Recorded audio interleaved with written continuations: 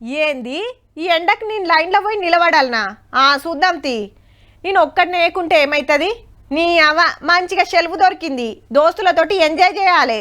అట్లా ఊరికి పోయేస్తే బాగుండు. పొద్దుముక పోతే పోదాం, లేకుంటే లేదు. ఏమవుతుంది? ఎవరు అడుగుతారు?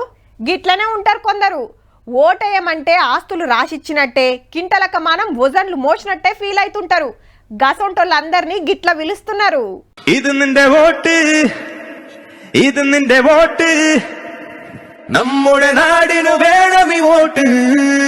అందరు ఓటేయాలని ఆటపాటలతోటి చెప్పుడు అద్దిరిందిలే.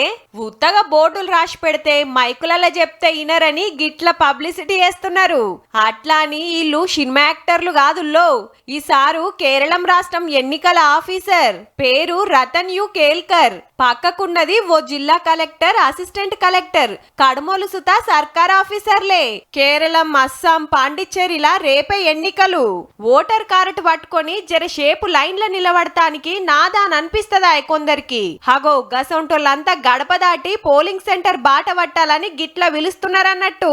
మంచిగా పాట కైగట్టించి స్టెప్పులు వేసుకుంటా వీడియో తీపిచ్చి సోషల్ మీడియాలో ఇడిస్తే మస్తు గిర్కలు కొడుతుంది.